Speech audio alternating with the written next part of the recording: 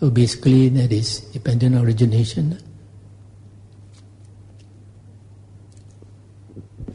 One question is, why can't an Arahant indicates to others that he or she is an Arahant, whereas non-Arahant always try to claim that he's one? Arahant has no more self. Even Sotapanna, the ego has become smaller. So he's not interested for people to know. So if a person tells you that he's a Sotapanna, cannot be. Will it serve as a living proof in helping the teaching to others that there's such so-called Arahant there in front of you, that you should build up more confidence to walk the path? You see, if he tells you that he's an Arahant, and there'll be some people who will slander him, and they create a lot of bad merit. But Arahants and Buddhas, they know that each of us, we have our time. When we are not ready, the Samma Sambuddha can come in front of you and still you won't listen to him. We all have our time in samsara. When we turn in the wheel of suffering long enough, then only we think we want to wake up.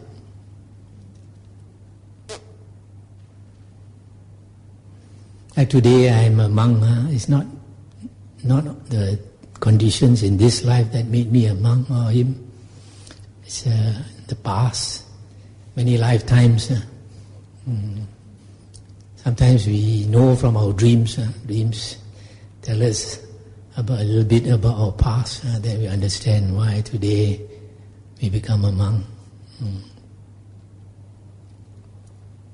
So you see, 99.99% of Buddhas are Pachika Buddhas. They can teach, but they don't want to teach.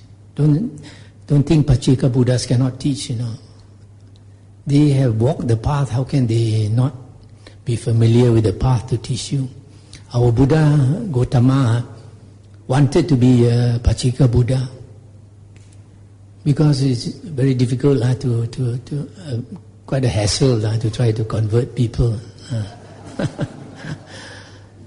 So he wanted to be a Pachika Buddha, but this Brahma, who was a monk in the previous life, pleaded with him. And then he decided it's true. There are some people that our brother Chiam will want to listen. And then he came to turn the wheel.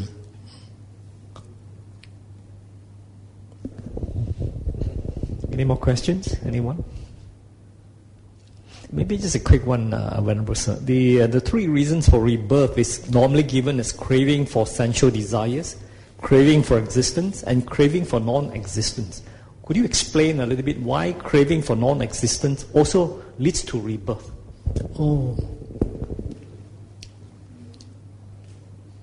These three cravings are used to explain suffering.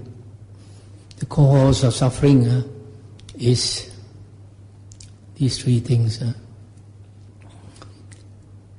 Now, craving for existence is basically craving to live, right? So this will automatically bring about rebirth. Craving for sensual pleasures, kama, tanha, we still want to enjoy life, so that also will bring us to rebirth. Craving for non-existence is not to want to live, okay? But this person is a person who is mainly the person who wants to commit suicide. So when a person wants to commit suicide, the mind is very troubled. So he cannot stand that suffering. He thinks he wants to die. But because his mind is troubled, his mind is not cool. If your mind is not cool, you cannot stop the round of rebirths. Nibbana is a state where you are cool. So, because I know of a certain person, he, because of bad karma, he tried a few times to commit suicide. He was not successful. One day he jumped into a mining pond. Then when he was drinking, swallowing all that water, he panicked, got frightened and swam out of the water. So you see, you think you want to die, but when you're actually dying, you don't want to die. Many years ago, I saw in the newspaper one young man in Singapore. He jumped from a very tall flat. Halfway, he jumped. He shouted, "I want to live." You see, suddenly you realize you don't want to die because of fear. So a lot of people, in their stupidity, because of a muddled mind, they commit suicide. But actually, when they are about to die, then they regret. So these people, they go for rebirth again. But these are the minority. So the mainstream of people who go for rebirth is due to craving for existence and craving for sensual pleasures. So this one is a minority. Okay. Bante, one more question.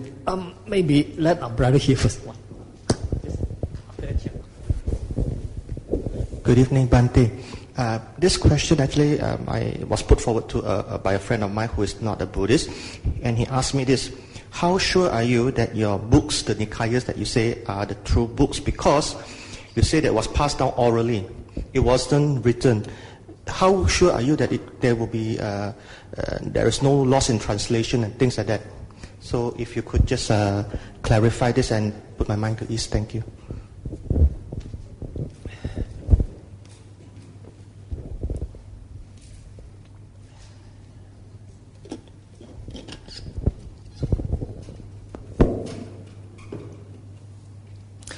When the Buddha was alive, his disciples transmitted his teachings orally. And that was a very good way, because it was very hard to falsify the teachings. Because you have thousands of monks chanting the same thing, and you come along, you think you want to say something different, people will not listen to you. But when they started to print books, it was something else, and that happened about 500 years after the Buddha's passing away. So for example, you look into Mahayana Sutras, it always ends by saying that you will create a lot of merit, you will reprint these sutta. But during the Buddha's time, there was no books. How could the Buddha have said this? Now, the Dhamma came from India, and it was transmitted to Sri Lanka, and it went to Burma and all that. In Sri Lanka, over the years, when Mahayana ideas started, deviant teaching started, this Sri Lanka, there were two sects. One was following the original suttas. Another one was inclining more towards Mahayana. They mixed Theravada with Mahayana. And the king at that time, he sided with this second sect. So the monks of the first sect, they were alarmed. They were alarmed that our Theravada true teachings would disappear. So they started to put it down in writing. These were very dedicated monks. So they started to write down the teachings, the original teachings of the Buddha. So scholars like this, Professor Akira Hirakawa, the professor in Tokyo University, he is of the opinion that the most pure Dhamma is our Pali Suttas that have been transmitted over the ages. So, for example, just now I mentioned the Asoka pillars.